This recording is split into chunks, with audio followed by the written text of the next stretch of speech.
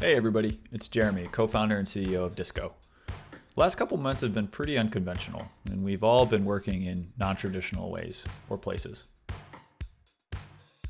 That makes recognition and culture that much more important because we're not seeing each other face to face every single day. That's why I wanted to share with you 5 tips on how to effectively appreciate your team when you're not necessarily in the same place. Okay, tip 1, timeliness.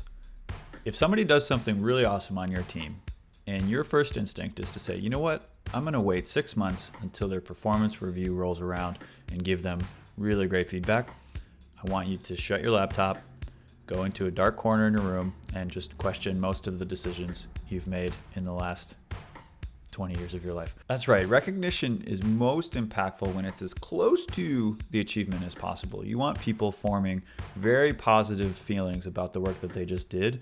And there's really no better way to do that than your manager and all of your peers saying, hey, that was an awesome thing that you just did, and we're all going to celebrate it together. And I mean actually celebrate, not just replying to an email, celebrating together. Keeping the celebration close to the event itself is also a really great way to remove a lot of ambiguity when you're trying to reinforce things like core values or competencies. Showcasing a company value with an achievement that just happened is a great way to bring them into the day-to-day work. And last but not least, when people feel like they're recognized in a timely manner, they're much more likely to feel like their work is both noticed and respected, which has huge long-term employee engagement implications. Okay, tip number 2, be specific as possible. Something like kudos George for the great work is not specific. Don't do that. All that does is George knows what he did. I know what he did. Nobody else does. So you're missing out on a huge opportunity to bring other people into that experience, to celebrate it so George actually feels really good about it with more people. If nobody knows what you're talking about, nobody's going to get excited. You want something like kudos George for quickly fixing that bug on the feed for our largest customer. They were super impressed with our responsiveness, and then a bunch of emojis to get people excited. And what that does is that shows everybody else on the organization the very specific thing.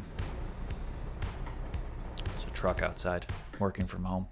The very specific thing that George did that warrants appreciation, which is great for 2 reasons. It pulls other people into that narrative, so they're more likely to celebrate it even more, which makes George feel really good. And then you're also more likely to get other people at the company to exhibit those behaviors because everybody wants to be appreciated for their work. Crazy, right? Tip number 3, be social. Don't just give recognition in a vacuum or a one-to-one environment. That's great, and it has a huge impact for that person. But it could have an even larger impact if you're giving that recognition in front of a bunch of other people, because we're social creatures. We want our friends to think we're cool. We want our coworkers to think we're smart. And when your manager or the CEO gives you public recognition and everybody else can upvote it or like it or heart it, that has a huge long-standing impact on that person who received it. Their satisfaction, their engagement, their willingness to go the extra mile when your company needs it. So don't be afraid to put these big wins out there. They're meant to be celebrated. Tip number 4. You don't want just any actions to get repeated or recognized. It's really important in today's age to build a very cohesive and intentional culture. That's why you want to very tightly couple, as tightly as you can, recognition to things like core company values or even team level values. It's the one way to really showcase how your values come to life in the day-to-day and show people, hey, these are the ways that people are working that's dramatically and positively impacting our business. And especially now, we all want to feel like we're working towards something bigger. We're connecting to something bigger than just typing on a keyboard all day. So feeling connected to those values, that bigger purpose, that bigger mission of your organization is really what's going to keep people around, because the work experience for all of us is fundamentally the same. We're all working from our bedroom on an afternoon walk, the bathroom, the kitchen, my favorite, the couch. The culture and the values is what's going to keep people engaged.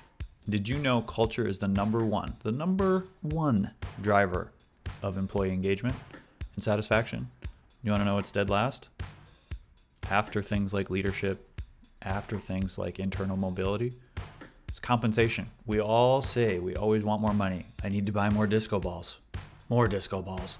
All the surveys are going to say, pay me more, pay me more. That doesn't actually lead to long-term employee engagement.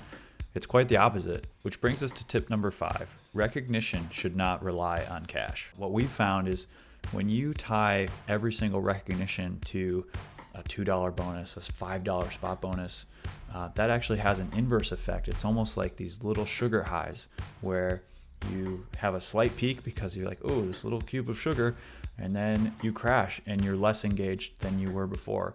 So you want to find ways to drive meaningful, long-term, and also affordable recognition programs. And the best way to do that is to closely connect recognition programs to your core culture. Things like values, like principles that are sustainable and don't rely on a budget.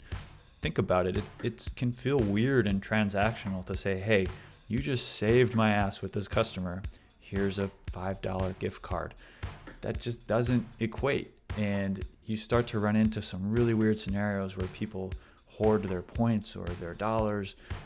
You want recognition to be free-flowing, no politics, and just make people feel good. And when you introduce a money component, it really clouds people to what the more impactful thing is, which is, I appreciate the thing that you just did, and here's how it connects to business outcomes and our culture. Okay, the big recap, 5 steps to better appreciation to drive your culture.